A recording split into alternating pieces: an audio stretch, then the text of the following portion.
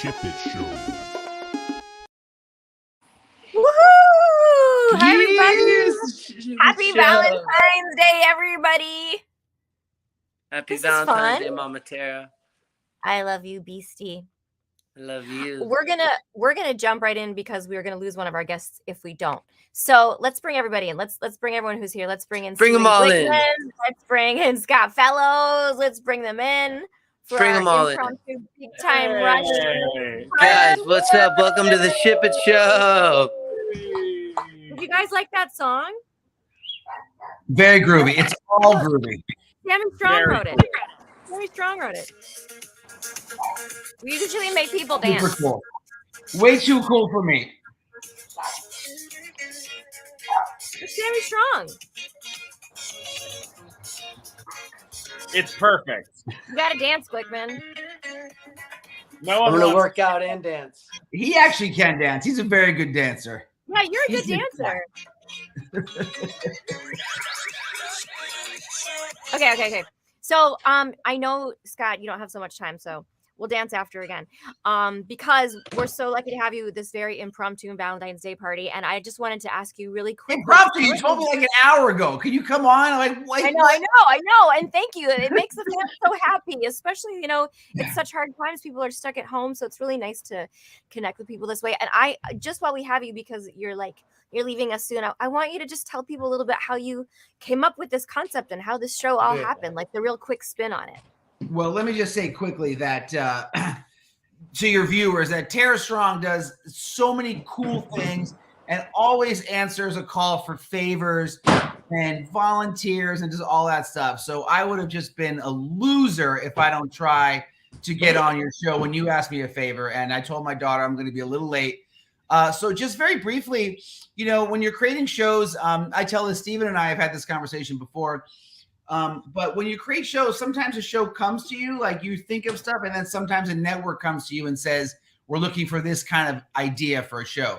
So that's where Big Time Rush came from, is that I think at that time, kids television and music were really connecting. I think Hannah Montana was really popular at the time. So they had asked me if I had any ideas for like music. And so, I guess I wasn't so crazy about the idea, but I'm like, well, how can I turn this idea on its head? So it was basically, rather than somebody who was really great at music, I thought about what if it was just the world's worst boy band. That's where I started with. And then, of course, our main character didn't even want to be in the band. He accidentally gets recruited by Steven Glickman / Gustavo Rock. So it was just trying to come up with a concept that fit what Nickelodeon wanted, and there's so many great people at Nick at the time. So of course, I wanted to deliver what they wanted, and so I was like, well, how can we have really fun doing it? So it was really just so goofy that these guys were hockey players, the antithesis of a boy band, and just killed Steven's character, and just watch that journey. Just watch that fun journey of how it could go so wrong. And so that's really what it was, and we got lucky. We had a very funny pilot. I had great friends working on it, funny writers that helped me. And then eventually we just got a great cast. Steven being the last of the puzzle. But that's really how the whole thing came about. They came to me and said, we're looking for a music thing. I think they already had a female something in the works. So I came up with the world's worst boy band. That was the joke. That was the joke, and then they turned out to be a huge fucking hit. It was a sensation in real life. Yeah, maybe because we didn't take ourselves that seriously. You know what I mean? Like, I think because we had really fun with it, that might have helped the formula, or why it came across as so playful. But Steven, as you know, really is a piano player and a composer and everything. And he came in at the last minute because we really couldn't find his character.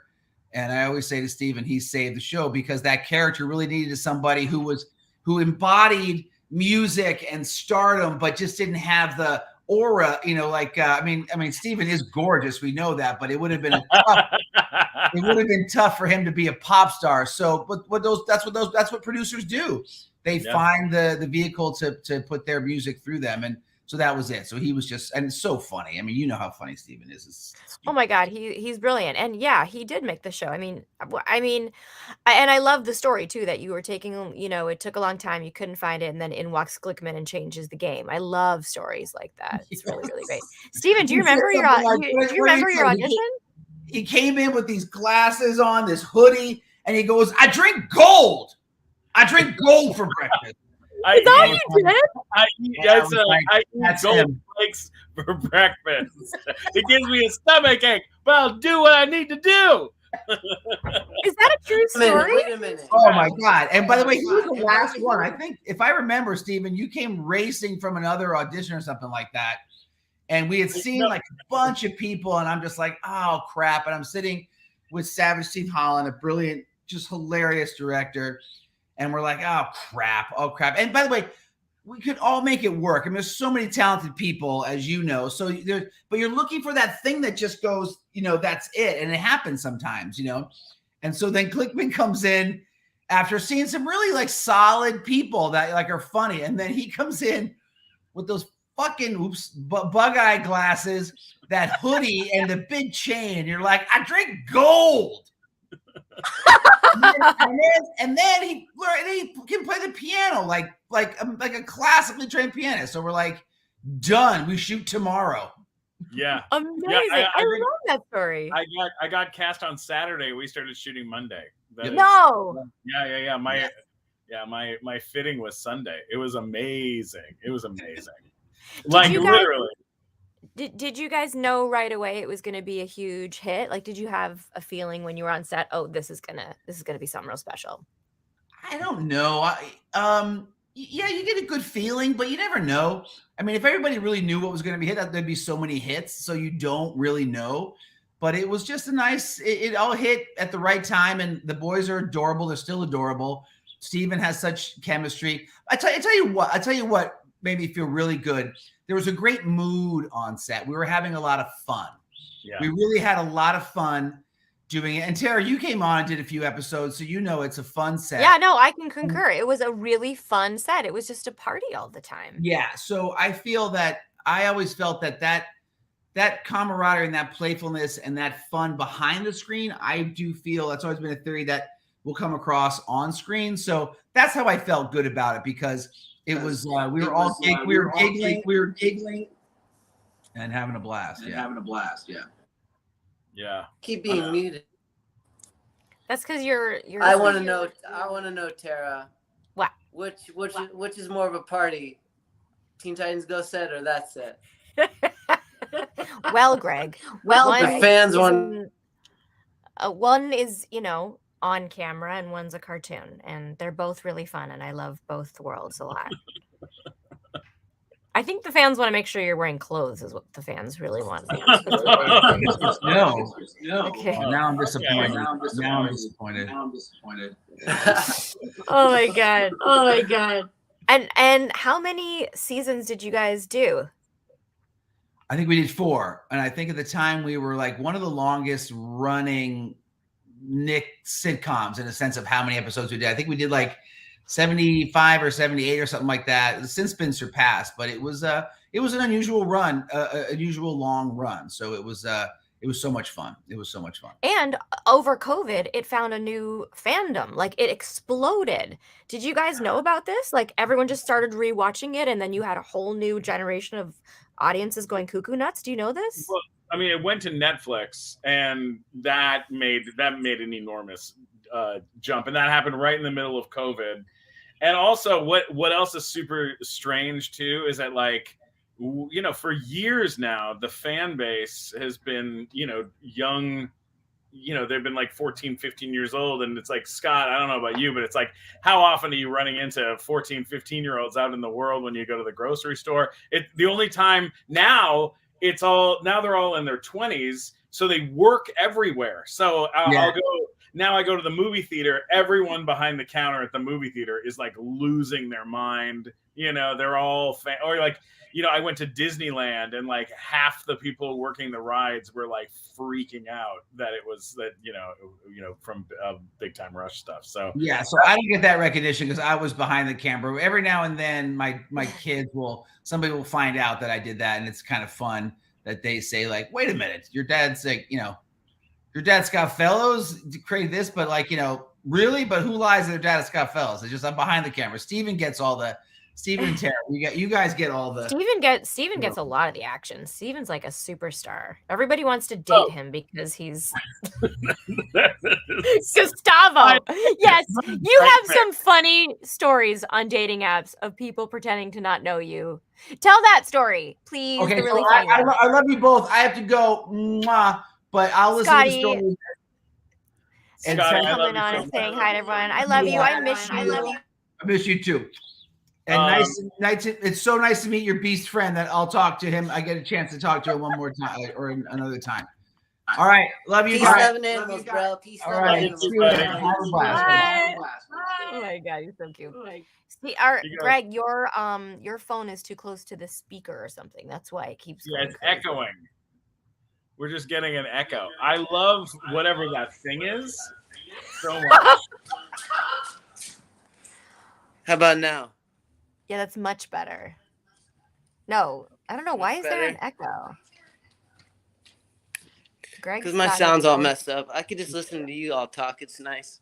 I'll just keep working out with my healing wand. Instead of a dumbbell, I have a healing crystal magnetic wand. It's pretty intense. It can also it's be about like 45 pounds. Wow. And it activates the tissue, the muscle tissue, because it's shooting electrical magnetic currents through it, through the magnets and the copper and the amethyst and all the different crystals. I think you need to buy me one of those for Valentine's Day. That could be the deal. Okay, you get me I one. like that idea. Wow. I got different sizes. Big ones, Glickman. small ones. All different kinds of We could do a whole episode on Greg's magic wands and how big they These are are. no joke. If I had every time we talked about Greg's magic wand, they're made by a real witch. I'd have 65 cents at this point. We blessings, believe you. blessings, shooting blessings to you all. Blessings, blessings, blessings. Thank you. Thanks, babe. Are you in your bathing suit in your house, not on the beach? I'm at my tree house, and this is not a bathing suit. These are my cool camo shorts. Oh, okay. Got it. Oh, nice moves. Don't show things underneath those. I'm not a Ninja Turtle for no reason. Enough Look who's on the party. Hi, Kendall's in Kendall. the party. I arrived at the party at a very weird time. I almost saw testicles. Yeah, I just said, please do not show your junk. And we have to tell that to Greg often on the show because he likes to be naked because, you know. No, it's okay. You know. Kendall, if you would have been here 4 minutes earlier, you would have seen my testicles. So. Oh, thank God I didn't show up until now. You just missed Fellows showing his testicles too. Oh, everyone, you know what? I can promise. I don't know if you guys saw the picture I posted today. That's as far as I'm going for Valentine's Day. So I saw that. That was very romantical. Was that like at a cheesy Vegas hotel or what is that? Where'd you find that? That would be a better story. It was at we were actually filming something, and that, believe it or not, was the green room of the place that we were filming. So, naturally I was shirtless. Right. And it just made sense to take a picture, you know? Well, yeah, of course. You should always take pictures shirtless. I mean, Greg never wears clothes. And I had a mustache, I still do. And it was my first few days of rocking the mustache. So I figured it was appropriate to take a Valentine's Day picture, you know? Is your mustache for what you're shooting? Yes. Well, that's what I told the guys. That's what I told the guys. They said, it's for the character that we're playing, right? And I was like, yes, absolutely. It's because it's part of the character that we're doing. So We're done filming, and I still have it. What did that tell you? I think it looks great. I think it's a good Thank you, move. Glickman. Yeah, it's a you know good what? I'm a grown man now. So Yeah, you are. It's okay. Yeah. You are. How old were you when you started on Big Time Rush? I guess I must have been turning 18, 19. Yeah. Wow. I'm And you're 31 now. 47? Okay. 38. Watch it. Okay. Do you remember, we were just talking about when Glickman and Scott were auditioning. Do you remember your audition? I actually remember, because we were doing Fairly Odd Parents at the time. I remember like a slew of really adorable young guys coming in to audition for the show. Do you remember the audition process at Nickelodeon? Yeah, well, if it was at the animation studio, that would have been the more towards the network, part of it, network audition part of it. But I do remember the audition. In fact, I auditioned one time, didn't hear anything, and I actually didn't really want to go on the audition to begin with, because it was something about an untitled boy band project, and I just was not interested. And then my manager at the time convinced me, which I'm so happy he did. He was like, just go. I mean, whatever, it'd be fun. So didn't hear anything. Then months later, I got another audition. And at the time I had a cast on my hand. And so I go in, sang, did the, lines and everything. Then waited like another 5 months, got a call back. Then after I did the callback, waited like a couple weeks, and then heard about network, did the network audition, which involved like a boy band boot camp type experience, and then got the show. So it was actually kind of a long-winded process, really. Wow. Yeah. I mean, Glickman, you missed it. He was saying he auditioned on Friday and he went to work on Monday or something like that. Yeah. Yeah, but that. Well, they were desperate. Yeah, it was. They were you guys had done a table read already. Yeah. Well, Glickman, you filmed with You filmed with. Yes, I was in it before you were in it. I was in. I did the original. Right now. Kurt, yeah, you filmed with Kurt. Yeah. I did the first pilot with Kurt, and then they fired Kurt, and then they searched for a solid year to find you. And is that right? Yeah. Can you imagine, like, if you never auditioned and it was a huge fucking hit? It still is. We were just talking about it. Can you imagine what Big Time Rush would have been like without me? It would have been nothing. You're the star. So hold on. Fill me in on Big Time Rush. I'd never seen it, but it was about a boy band. By the way, Kendall, don't feel bad. This is Greg on every episode. Like, it doesn't matter. By the way, I have a boy band story too. I got eaten by a boy band in a really bad horror movie. I was the Justin Timberlake of the boy band, and I wouldn't go along with their evil plan to eat people as zombies or whatever. They were vampires, so they decided to eat me. It was tragic. And I remember all the rehearsals for like the dance routines and stuff. And I was like, I can't do it. So I improv, but all the other guys were doing, like, they had their strategic like moves. And I'm just like, doing my hippie dance. What's funny is it is similar to being in a real boy band. You get eaten alive. It's like being in the entertainment industry. You get eaten alive by the industry. It spits you right out. You guys were like Insta stars, and the boy band that was supposed to be like kind of a crappy band was an actual real life phenomenon, and you guys toured and still tour. Right? What was your last show? Didn't you guys just do a show? We just had shows. Yeah, we had shows in December. We had a few shows in December. So, which were amazing, and we've got a lot of stuff in the works coming up for this year. So, you could literally shoot another bunch of seasons. People would still. I would absolutely do that in a heartbeat. Yeah. Someone saying my favorite episode is Prank War. I just saw a comment pop up. I just saw a comment pop up that from Otis Bowie that says, "Do any of you guys like Mickey Mouse?" What? Yo, what kind of question is that? What is happening right now? Because I love Mickey Mouse so much. What? My dream role is to play Mickey Mouse. Like the cool Mickey Mouse. Oh yeah, bro, let's go at the beach, man. They're gonna do a stoner Mickey Mouse. That's all Disney. Oh, dude, let's go get some ganja, bro. It'll be fun. Yeah, it's not.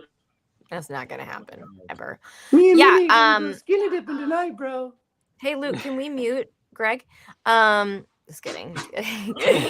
But the show had a whole new bunch of legs during COVID, and it went on Netflix, and you guys are huge stars all over again. And even my kids watched the whole thing again. I think they watched it like 2-3 times. It was like nostalgic for kids who saw it the first time, and then it was shared with a whole new generation, and you guys are superstars all over again. It's really exciting.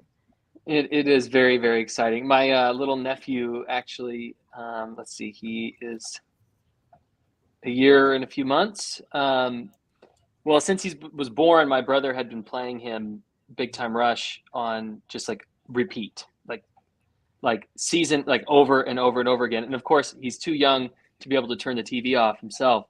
But he's probably like, now when I call and he hears my voice, he goes like this, and it's not because of me calling, it's because it sounds like the guy from the TV show.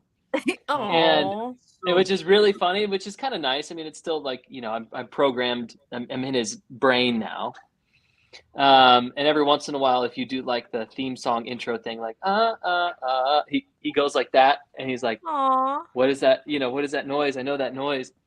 But it really is all generations. I mean, he's one and a quarter, and he's a big fan. So yeah, it's amazing. It's one of those shows that really transcends. So, you know, our show is about shipping and relationships and characters that are in relationships, and we, you know, all kinds of fun, interesting stories cross pop culture. So, in your show, what was like the most popular ships for both of you? Wait, did you ever have a ship? You never had one. Oh did you, yeah, Vicky? of course. In the Glickman. No, me? Yeah. They never did, right? They refused to ship me. Yeah, why is that? They just said it costs too much for shipping. They refused to ship you anywhere. Weighs too much for shipping. Yeah, it would have been considered freight. Freight. That would be freighting. Unlike Kendall, who had a lot of shipping. Oh, Kendall, that's so good. I'm kidding. That's a funny joke. Did you get all kinds of like? Did you get like all kinds of hate mail when you had like the elevator kiss scene and all that stuff? Like, were people very into like, "Hey, Carlos"? Were people Hi, like really? Everybody, Mr. Glickman. Carlos. Hey, what's up, Carlos? Carlos, the photographer. Yes, giving Mom a break. Happy Valentine's Day, everybody. Happy Valentine's Day, Carlos. Ew, what the heck? We're on a blanket in Burbank, California, getting attacked by ants, but it's nice to join such talented professionals as yourself from all over the world. You're in a park? Parts. Oh my God. What were you guys talking about? Well, actually, we were just getting to the good part where, you know, maybe the kids don't want to listen. About all the relationships that Kendall got to have on the show, and I was wondering if in like real life you got shit from people going like, you cheated in the elevator and all that crazy shit. Like, were people very fixated on what relationship you should be in? Was that like a thing? Well, unfortunately, there are some people in the world that think that the television show is real. Yeah. No, Riley, of course it's not. Get away. It's a red ant. It's a red ant. But you know, I was so happy in my television relationship that I can understand why people were, you know, upset when they found out that it wasn't real. Still alive. Right. You know, and of course everyone makes comments, but you know, I think in the fantasy world of Big Time Rush, I think that Kendall and Joe are probably still together. That's right. That's right. Yes. So they don't have to worry about that. What, and how about you? Like, were you like, this is fun to have like an on-screen girlfriend? Like, did you want the Joe relationship to carry throughout the show? Oh, of course, yeah, because it was so fun working with Caitlin all the time. You know, guys were so adorable. Did you remember together. Big Time Rush? She's amazing. Yeah. She's really amazing. I've never watched Big Time Rush. We have to go back and watch it. Yeah. She has to go back and watch it. I've never watched Big Time Rush. Yeah, your dad's on it. He's pretty Your dad funny. played a photographer called Marcos. 1 camera, 2 cameras, 3 cameras. That was so fun to work with you guys. And then obviously working with Carlos on Casa Grande is just really cool. Come around. And Mr. Glickman was so nice to put us in a 1950s family commercial. That was fantastic. Oh, yeah, that's right. Oh, my God. I remember that. Yeah, you were such a good director. It was such a fun day. Carlos, you're the Taco Bell dog, right? Yeah, that came up today. That came up Give today. us a little bit of Taco Bell. Please. Viva gorditas! Get off my back, girl. You're breaking it. She's having supreme burrito crunch wrap on my spine. Yeah, that was So an good. iconic thing to be a Come part on, give of. it. There's one. Give us the actual the catchphrase. Pardon me? Isn't there one catchphrase that he says that's even the biggest one? Like I think it's I think I need a bigger box, or yo quiero Taco Bell, Yo quiero or Taco Bell, drote yeah. chalupa. I grew up on chalupas, bro. Yeah, man, I did too after spin class. You know, burn all the calories, put them right back on. Dang, thanks for that. But Big Time Rush was so iconic. Scott Fellow, you watch another Scott Fellow show, what was it? Astro Boy? What was the show that he spun off and did that you love, Austin? Johnny Test? Are you talking about Johnny? Yeah, Johnny Austin loves Johnny Test, and then I saw Scott Fellows. Well, yes, these he gentlemen is work very with Scott talented. Fellows on Big Time Rush, which we have to go back and see now. So now they'll know. Well, duh. They're gonna be really mad that they didn't know it before, and that like they could have talked to Kendall. It's really bad. Yeah, well, or Glickman. It's really bad. I'm just saying, they're gonna have regrets. Wait. I want to know more about like women throwing themselves at you during the process. Okay. Are you talking about Carlos? Yeah, Carlos had to deal with that a lot. Yeah, no, when I put up long hair. The young handsome boy kids. band. Steve and I were the old men. I just remember like girls like you guys were like they were throwing themselves at you all the time. Hey, Kendall, maybe you can answer this question. I think because you're an expert on this. What do you do? What should you do if your crush is ignoring you? Well, you should probably make sure you don't have a restraining order. Yeah. That's a good place to start. Okay, here in the magazine. What does it say here? What did I say? You said Kendall says he can't if he can only talk to you when it's convenient for him, that means he doesn't like you. Oh, that's kind of true, right? Yeah, and if you don't make time for people, clearly you're not interested. You gotta love this. I said that 10 years ago, and it still rings true today. You guys were like in every boy band magazine. Look at that. Yeah, you guys were big. I have like 3 issues from back in the day. I mean, I have many issues realistically, but yeah, more than 3. Carlos, can you mute? Wait a minute, you're Justin Bieber? I'm gonna say goodbye, but thank you. Bye. And we are gonna go back and watch Big Time Rush because it's available streaming, right? Yeah. Yes. Bye. Okay. Bye, guys. Okay, now I we love can talk going about back sex. though. I love going back and reading magazines from 10 years ago to like who was famous, and they'll be like Greg says, like it'll be like Michael Sanderson. What is he wearing this week? And you're like, who the fuck is Michael Sanderson? Like it's just like some people have continued to have fame, and then other people you're like, what is that? There's probably a lot of dentists out there. Oh yeah, there's a lot of weird ones. It is it's a very fun weird thing. You know what, Glickman? But let's be honest. I think we've all had the thought of maybe I should give this thing up. Maybe I should do something else. Maybe I should, I think we've all probably felt like that. And some people just learned a little sooner than we will. Well, you Not have a band me. too. Not me. Are you still gigging around town with your band? With Heffron Drive? Yeah. No, I'm not.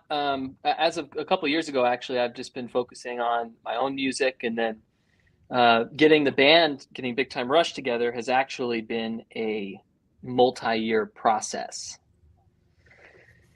So, which actually started right before the pandemic, and then pandemic happened, and then there was a lot of shuffling and trying to figure out, well, what do you do? How do you bring a band back together when you can't actually get together? So that was like a big focus of the last couple of years, and all of this new music we have coming out and everything has been an accumulation of everything that we've been working on. So that's really exciting. Very, very exciting. Is there anything you can tease to the fans about what's coming, or how soon, or is it? Have you got recorded videos? So we music? we just announced that I realized that we do this. We make announcements about announcements. So we announced that we have a song coming out on the 25th called "Not Giving You Up." So we announced that everyone should pre-save the song. And then, we have in the next couple weeks, in the next, 7 to 14 days, there are some major announcements coming. And these aren't so announcements. exciting. These aren't announcements about announcements. These are actual announcements. Wow. Yes. All right, we'll share. So we're we'll not share announcing the link announcements. to the announcements. We'll share the link afterwards to the announcements of the announcements. And You was gotta- it weird? you gotta Was it build the weird? energy. What was it like to get back in studio? Because now you guys have had life. Like some of you have had kids and marriages and all kinds of. You guys are different humans now, right? Or did you fall Trials back into being a bunch of assholes when you met each other again? Bunch of assholes immediately. Yeah. No, I think there have been many, many lessons learned over the years, not just in relation to dealing with Big Time Rush or being in the band, but also just in life, right? So you learn a lot. And then now everything is much, much smoother, because one of our main frustrations back in the day is we had so many ideas, and, being sort of a part of the machine was kind of difficult, especially when we were all very creative guys who wanted to express, we wanted to be part of more of the creative process of the band. And now today we are 100. I mean, it's honestly almost a little too much, because we are in control of every single decision. So including what color the artwork looks, And you need a hippie bongo player. You need a hippie bongo player in the band. If we need a hippie bongo player, we can make that decision now. We're not gonna do that, but I can play the flute. I can play the flute too, and guitar really well. Why don't you go get your magic wand? Why don't you go get your magic wand again? Oh, you should show Kendall the wand. I saw it. What is it? That giant? That's not a wand. Yeah, it is. It's a wand. By the way, he's got a beautiful house. Yeah, he's in the hills over there. He's got two. He's got that, and he's got a Venice pad. Here we go. I'm just confused. Such a hippie has such a lovely house, and it's just a little bit confusing. It's a hippie house too. They call me the Hollywood hippie, yo.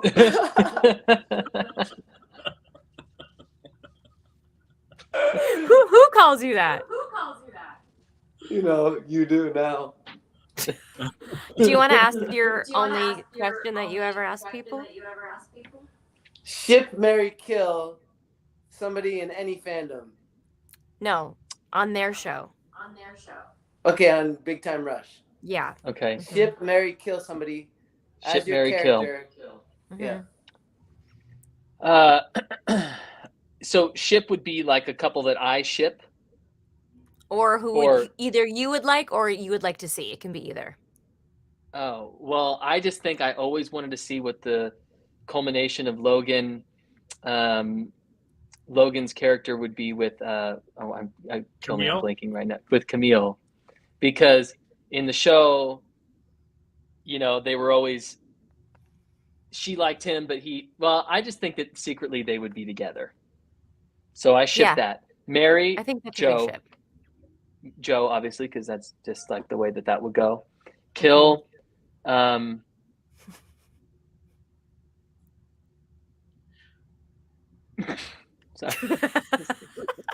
I know, Fabio. He wants to kill It's Fabio. me. It's me, isn't it? It's you, Glickman. No, I was gonna say Buddha Bob, because there's just something not right about him. That's probably Ship, marry, kill. I feel that. All right. Or how about you, Griffin, because Griffin is the suit. He is the antithesis of everything that is good in the world. That's so true. we can get rid of him. Okay. Ooh, someone wanted to see you with Kelly. I would have loved that. That's what I would have shipped. I'd ship Kelly Gustavo. Get that.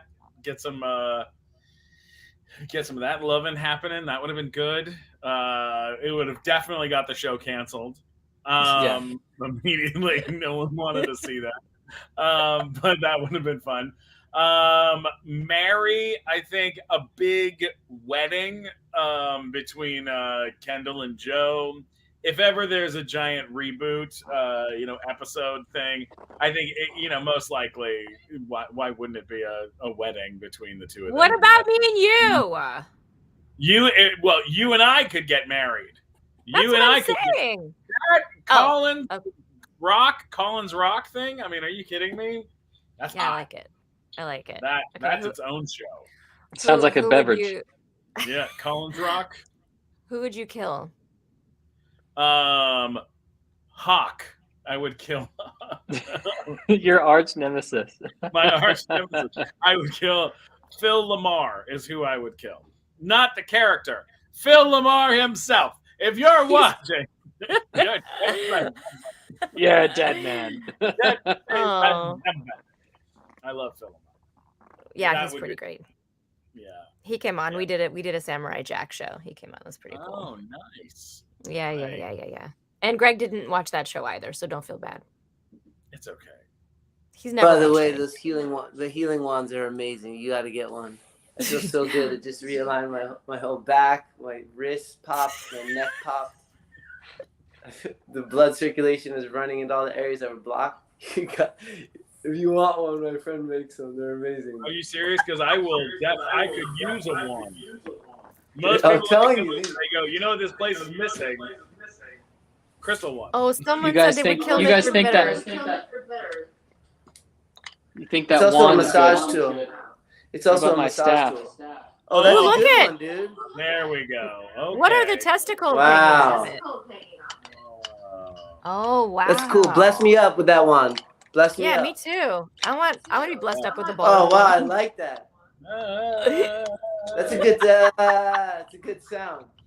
I'm saying it's a whole staff. That's Wow. dope. I made this. No way. I did. Yes. For real? I like. Is there a feather on it too? There is a feather on it. There is a hawk and pheasant feather. That's proper, dude.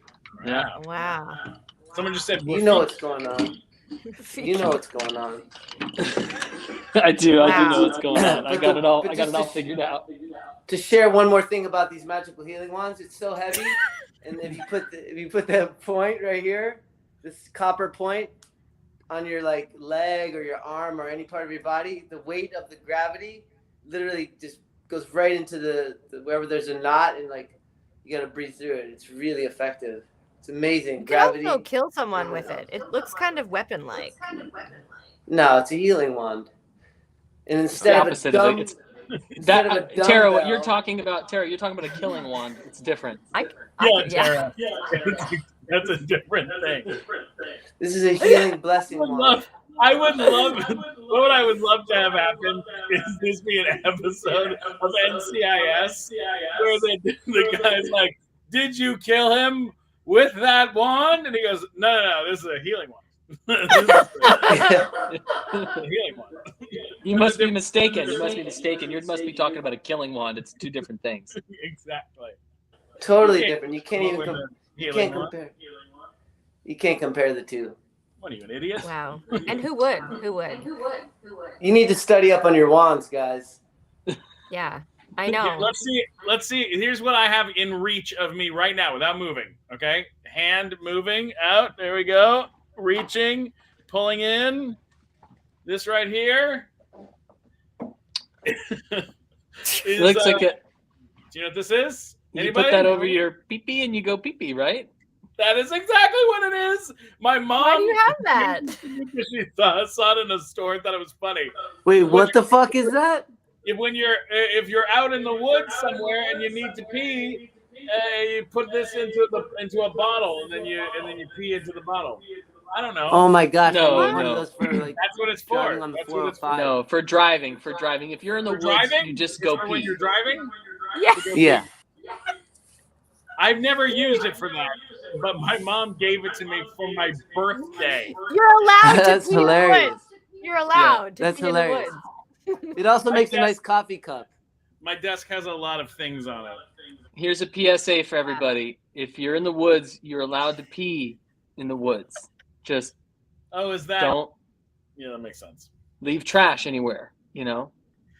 Okay, listen. But please we're go gonna- behind the we tree. consider Go it. behind the tree. Greg, you need to mute because your sound's terrible, and we only have these guys for a couple of minutes. So I want to hear like favorite story filming, just a favorite story or something fun that happened on the show that you want to share. Well, working. Do you remember when we had that chimp Yes. Yes. on set? That was pretty wild because, I mean, we've all seen. Unfortunately, I wish we could see them more in where they're in the wild. But we've all seen chimps like in the zoo and stuff, and been at a distance. But being close up, it's just like they're amazing. I it's like really blew my mind. I just remember thinking like, I cannot believe that this is like.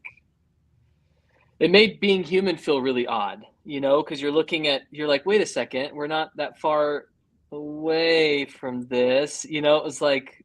It was really confusing, but it was just so fascinating to me. I'll never forget that. I'll never forget also how they were like, be careful. If she freaks out, she could tear your arm off. And the chimp was like maybe 65 pounds, maybe 75 pounds. But they're just so strong that like she could, like, if she got angry, could rip your face off, and that was also like, whoa, Wow. And I remember the chimp throwing a large amount of bananas. And it was just so funny and so stupid. Wow. I'll never forget that. That's fun. That's fun. I love that. My one of my favorite stories from the whole run is we did an episode of the show where a sultan brings his daughter to marry James. Do you remember that? And the sultan played by the guy from Borat, Ken Davidian, the big fat guy. Oh yes. Yeah. So we shot this whole episode, and where the sultan tries to marry his daughter off to one of the boys, and then that one says no, so he goes to the next boy and the next boy and the next boy. It's a whole big episode. 6 months later, we're on set. I get a phone call while we're filming from the Beverly Hilton, Beverly Hills Hotel. And it's the lady at the front desk, and she's like an old friend that I knew, that we had been buddies at one point. And she was like, I got a weird question for you. I need some help. I'm like, what's going on? She's like, are you still doing that Big Time Rush show? I go, yeah. She goes, well, my boss is the Sultan of Brunei, and his daughter wants to have Big Time Rush perform at her birthday this afternoon. Is that possible to make that happen? And I'm like, what? I go, hang on a second. So I give the phone to production for them to talk. But you guys, we were filming. We had a whole day of filming, and they were like, no, they can't. We can't let the guys leave. And there was no way to work it out. So then they said, well, what if they brought her family to the set? And then his people were like, well, they have to come with guns because they have a whole security team.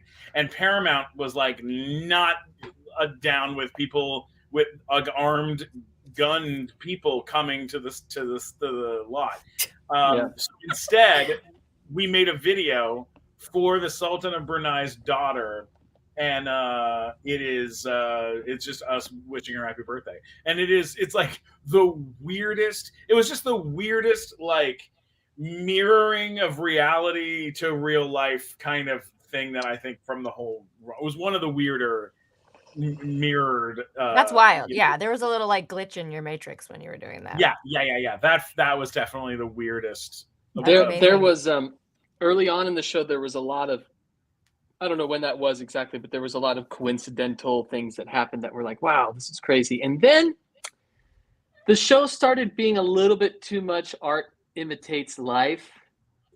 I remember some episodes, Scott would write some episodes, and I'd be like, maybe it was a funny way of looking at a situation that was actually kind of difficult for us. Oh yeah, are you talking about One Direction stuff?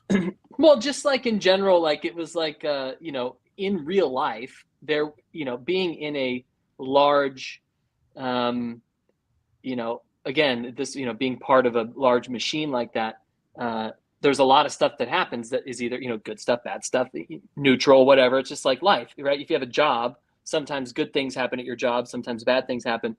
or a result of your, whatever. And then I started noticing these episodes, like they were sort of imitating what was happening to us in real life. And I was like, damn, well, I'm happy we have more episodes to write, but it was sometimes painful reliving them in a funny way. It was like, does that make any sense? You know what I'm saying? Well, yeah. And for Yeah, you they guys do that all the time. there aren't many shows though that, when Scott came on, he said the intention was to make a shitty boy band, and it exploded. So you had the real world experience of becoming these you went from literal unknowns to huge megastars, and that really doesn't happen very much. Not really. It was an amazing phenomenon. It really was. And you guys, you know what? You guys are great. And you're both, can I just say, I think you're both just lovely, lovely humans, and you deserve all the successes. And, Glicky and I hang out a lot. He knows I love him so much. And Kendall, it's so nice to catch up with you. You have such a beautiful spirit. You really do. You're a good human. Thank you. Well, I miss you. I'd love to see you soon. We live right down the street from each other pretty much, I think. Really? I mean, yeah, I live in Sherman Oaks. Yeah. Oh, I moved. I'll text you. Oh, you did? Okay. Let me know. Mm-hmm. I'll let you know. We'll do a night over. Yeah, we'll do a night. It'll be so fun. Glickman is on the 80th floor of his hotel. Yeah. You can tell from the background. It's very high up. It's beautiful wherever you're at. It's beautiful, bro. It's wallpaper. It's wallpaper. That's my actual window outside the actual place, and then this is just actual wallpaper in my piano over here. You're so Gustavo. It's so beautiful. I'm so happy that you guys came to cheer people up and surprise people on Valentine's Day. It was so sweet of you to give up your time. I know everyone's busy. Does anybody have any charities or anything they want to plug? And if not, just so we can find you on social media. And thank you for coming on last minute. It was so nice of you guys. Well, I would like to plug my charity. It's the Stephen Glickman Foundation.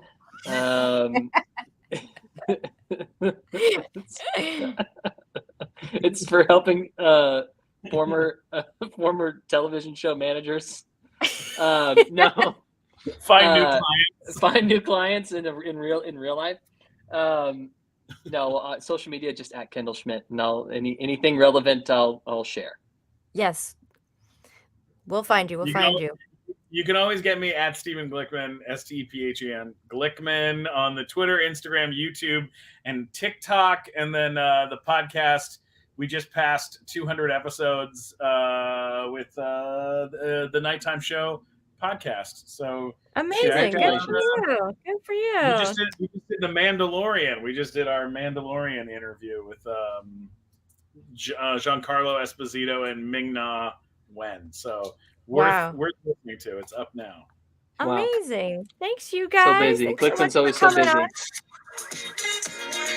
Thanks for coming on the show, you guys. I love you guys. Love you. Love